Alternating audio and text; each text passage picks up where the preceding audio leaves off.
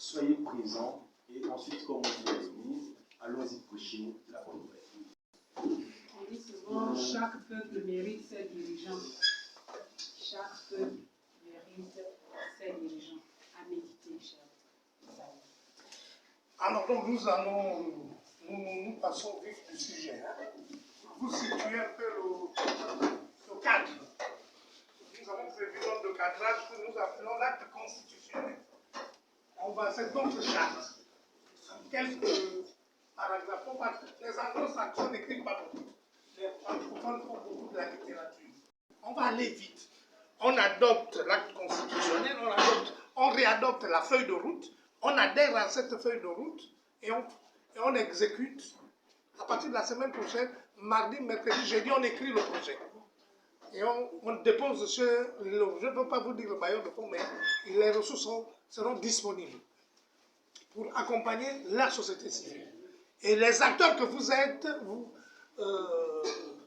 vous qui êtes présents ici, vous êtes des acteurs de mise en œuvre. Moi, je ne voudrais pas que la société civile s'auto-stigmatise parce qu'on n'a pas été nommé dans une institution.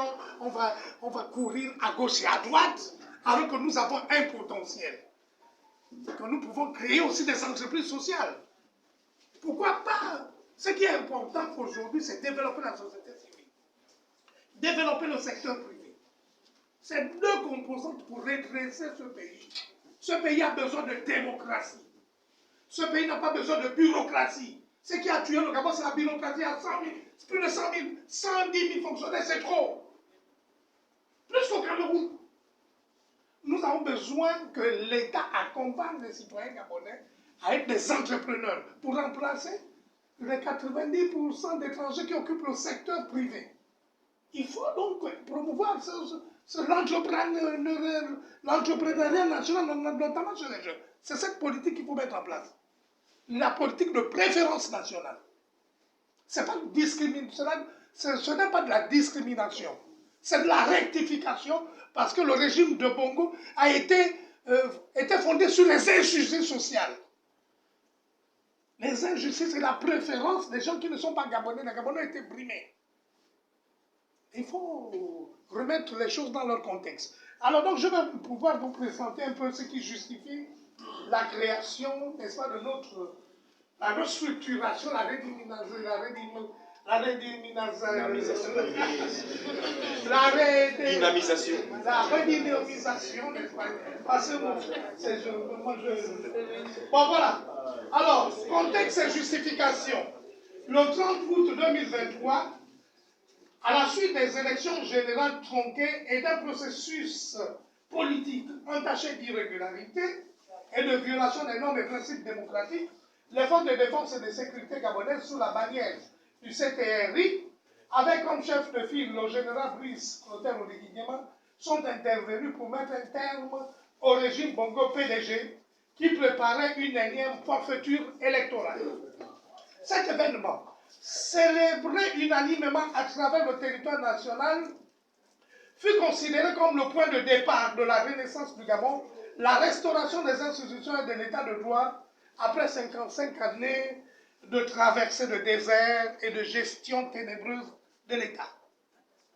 C'est ainsi que le peuple qui marchait dans les ténèbres s'est vu libéré d'un système d'oppression et de prédation, répondant de ce fait aux aspirations profondes en faveur de la liberté, de la démocratie et de l'état de droit.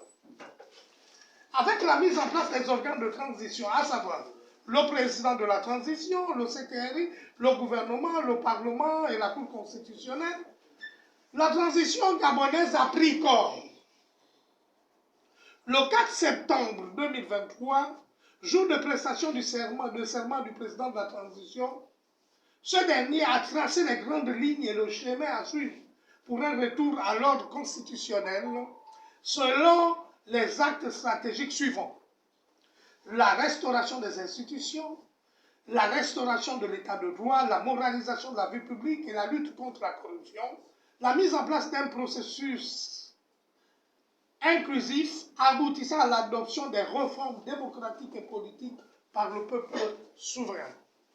Le discours inaugural du président de la transition et la vision globale pour un retour à l'ordre constitutionnel a trouvé sa matérialisation à travers la feuille de route présentée par le Premier ministre de transition le 28 septembre dernier.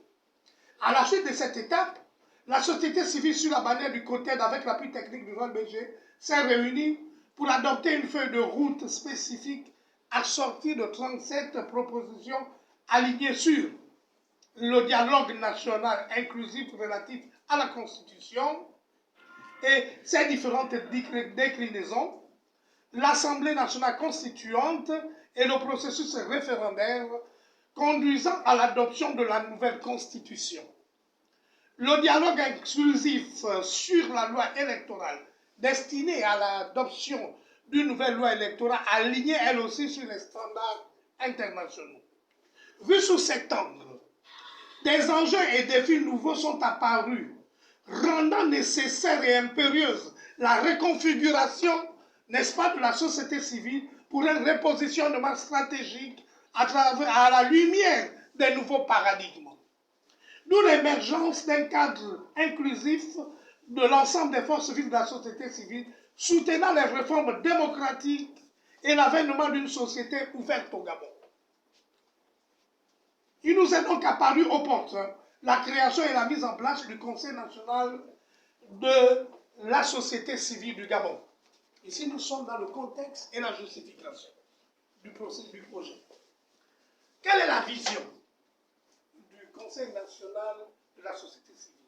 D'ici 18 mois, le Conseil national de la société civile poursuit l'ambitieuse mission de contribuer à la restauration de la démocratie, à la bonne gouvernance et à l'état de droit. Le but du Conseil national de la société civile se veut donc une force indépendante de propositions rassemblant les forces vives de la société civile avec pour cheval de bataille l'accompagnement de la transition démocratique en cours dans le pays. Elle agira de façon autonome, en synergie avec les différents organes institutionnels de la transition, en vue d'asseoir des approches inclusives et participatives pour consolider les orientations stratégiques permettant au Gabon de restaurer les institutions démocratiques, de restaurer le fonctionnement régulier de l'État et de rétablir de façon durable la démocratie. Sur cette base, le Conseil national de la société civile a pour instrument de pilotage la feuille de route adoptée par ses membres le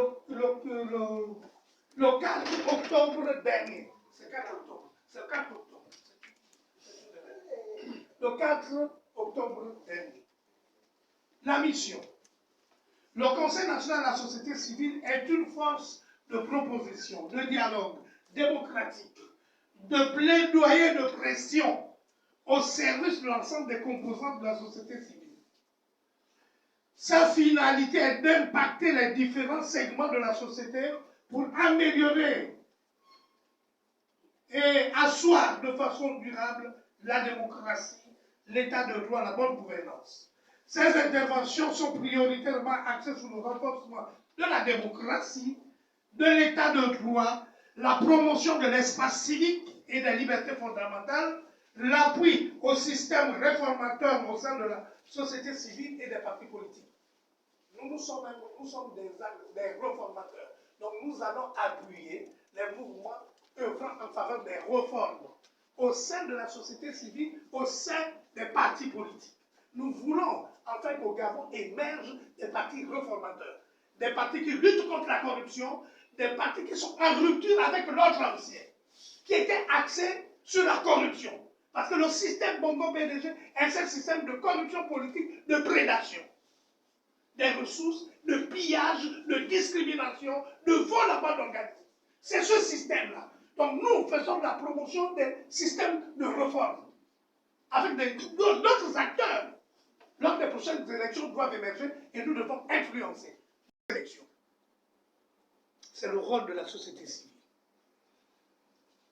Alors donc, je disais que ces interventions sont prioritairement axées sur le renforcement de la démocratie, de l'état de droit, la promotion de l'espace civique et des libertés fondamentales, l'appui au système réformateur au sein de la société civile et des partis politiques, la mobilisation des citoyens pour l'observation électorale, la lutte contre la corruption, le blanchiment des capitaux et les crimes financiers transnationaux. C'est un fléau, c'est un cancer. Et si le Gabon est aujourd'hui dans un état dysfonctionnel, c'est à cause de la corruption. Parce que les dirigeants, depuis 55 ans, ont géré le pays vraiment à travers cela. Alors, donc, quels sont les membres? Les membres donc, du Conseil national de la transition, Conseil national de la société civile est composé d'organisations de la société civile engagées. C'est d'abord l'engagement. Si on doit lutter contre la corruption, on veut des gens engagés. Si on doit lutter en faveur des droits humains, nous voulons des organisations et des personnalités engagées, pas tièdes. Des personnes engagées, déterminées, dévouées au service de la société civile. Donc d'abord, le premier facteur, c'est l'engagement. L'engagement pour les droits de l'homme, l'engagement pour l'espace civique. Quand on parle de l'espace civique, c'est les libertés fondamentales, liberté de réunion, d'association, d'expression. C'est ce qu'on englobe dans le concept espace civique. La transparence, donc la transparence, l'intégrité, la lutte contre la corruption et bien sûr le social. Les acteurs sociaux, ceux qui travaillent dans le social, la lutte contre les problèmes de maltraitance, les problèmes liés à la santé, à l'assainissement, au logement, les crimes rituels, tout ça. On est dans... Les crimes rituels, c'est le droit de l'homme, c'est les violations des droits de l'homme. Donc tout ce qui concerne la santé, les aspects sociaux, les indignés, tous ceux qui sont victimes d'injustice sociale. Alors, il regroupe en son sein des consortiums, des coalitions, des réseaux, des ONG, des associations, des mouvements de femmes, de jeunes, les minorités, les syndicats, les centrales syndicales, les confédérations syndicales, les activistes, les universitaires, les experts des différents domaines, les religieux, je le disais, les experts des différents domaines thématiques. Maintenant, il faut que cette structure fédératrice ait